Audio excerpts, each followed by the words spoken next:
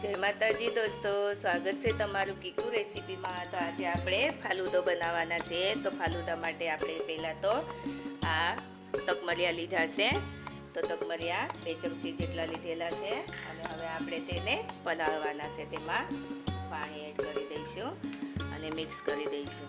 તકમરિયા ફૂલે ને એટલે વધારે પ્રમાણમાં થઈ જશે, એટલે આપણે થોડું વધારે પાણી એડ કરવાનું છે। હવે આને આપણે 1 કલાક માટે રાખી મૂકીશું, તો તકમરિયા બધા ફૂલી જશે। હવે આપણે ફાલુદો બનાવી લઈએ। તો હવે આપણે આ પાણી ગરમ કરવા મૂકી દીધું છે। તેમાં મેં આ સેવૈયા લીધેલી છે, વરમાસેલી સેવૈયા મળે છે તે લીધેલી છે। તેને આપણે હવે બોઇલ કરવાની છે। ગેસની ફ્લેમ સ્લો કરી દઈશું। આ સેવઈને આપણે આમ જ પકાવવાની છે, ઢાંકણ ઢાંકવાનું નથી, નહીં તો તે વધારે કૂક થઈ જશે। તો ધીમા તાપે આપણે 5 મિનિટ માટે થવા દઈશું, તો સેવઈ આપણી થઈ જશે। તો આપણી સેવઈ કૂક થાય છે ત્યાં સુધી આપણે આ કસ્ટર્ડ પાવડર લીધેલો છે, 2 ચમચી જેટલો કસ્ટર્ડ પાવડર લીધેલો છે। કસ્ટર્ડ પાવડર આપણે એડ કરી દઈએ આમાં।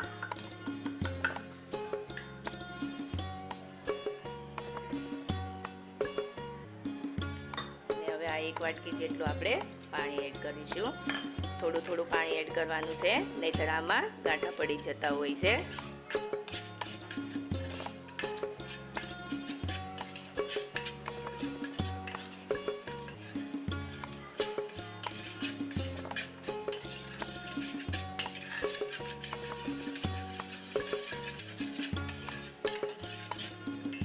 પછી થોડું આપણે પાણી લઈ લઈશું। આપણે અડધી વાટકી જેટલું પાણી લીધેલું છે।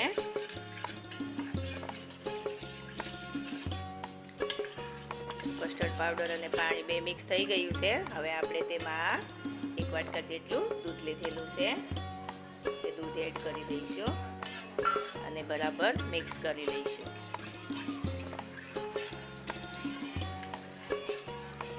હવે આપણે આ દૂધને ઉકાળી લઈશું। તો આપણી સેવઈ કૂક થઈ ગઈ છે। હવે આપણે તેને લઈ લઈશું અને આને આપણે પાણી નિતારી લેવાનું છે।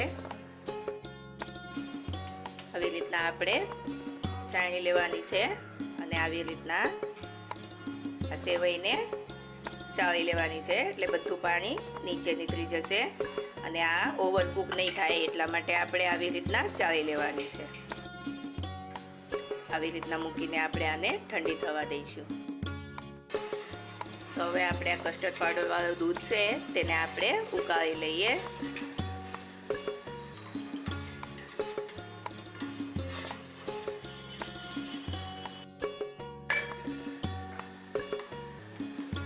આપણું દૂધ ઘાટું થવા લાગ્યું છે। હવે આપણે તેમાં 2 ચમચી જેટલી ખાંડ એડ કરીશું।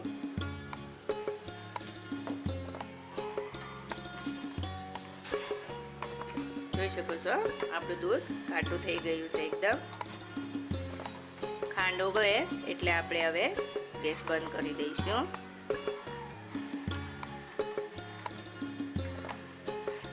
તો હવે આપણું આ દૂધ તૈયાર થઈ ગયું છે। તો આપણા તકમરિયા તૈયાર થઈ ગયા છે। હવે આપણે આ રોઝ સિરપ લીધેલું છે, તો રોઝ સિરપને આપણે ગ્લાસમાં પેલા એડ કરીશું। આવી રીતના આપણે બધી બાજુ આવી રીતના આખા ગ્લાસમાં લઈ લઈશું। આમાં પણ આપણે એવી જ રીતના કરીશું।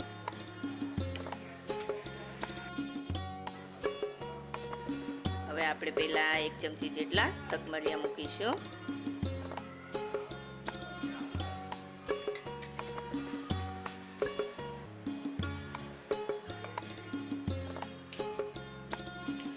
સેવ તૈયાર કરી છે તે સેવ મૂકીશું।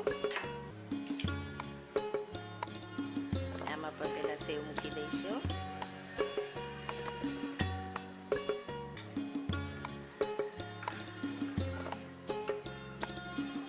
હવે આપણે દૂધ તૈયાર કર્યું છે તે દૂધ મૂકીશું।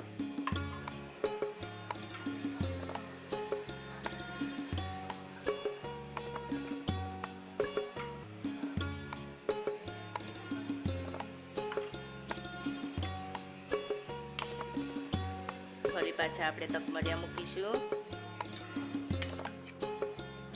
આપણે લેયર કરીશું. ફરી પાછી સેવ મૂકીશું.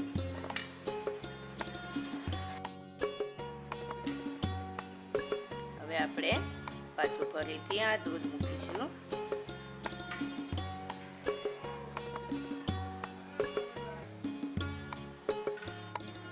હવે આપણે તેમાં ઉપરથી આઈસ્ક્રીમ મૂકીશું.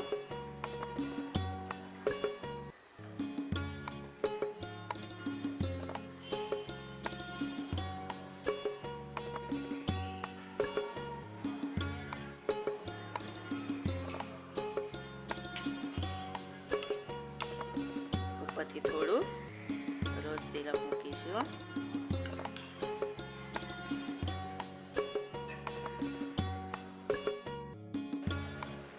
હવે આપણે ઉપરથી આ થોડી તૂટી ફૂટી લીધેલી છે તે મૂકી દઈએ. ઉપરથી થોડા ડ્રાયફ્રૂટ મૂકી દઈએ. કાજુ બદામના ટુકડા કરેલા છે તે મૂકી દઈશું. તો તૈયાર છે આપણો આ ફાલુદા. તમે જોઈ શકો છો એકદમ સરસ ફાલુદો બન્યો છે. તો આવી રીતના તમે પણ આ ફાલુદો ઘરે બનાવી શકો છો. બહારનો ફાલુદો ખાવામાં મોંઘો પણ પડે છે અને આપણે આ ઘરે ઇઝીલી આપણે ઓછા ખર્ચામાં ફાલુદો બનીને તૈયાર થાય છે. તો આ ઉનાળાની ગરમીમાં ઠંડો ઠંડો ફાલુદો તમે ઘરે બનાવીને ખાઈ શકો છો. તો તમને આ મારા રેસીપીના વિડીયો ગમતા હોય તો તમે મારી ચેનલને લાઈક કરજો, શેર કરજો અને સબસ્ક્રાઈબ જરૂરથી કરજો.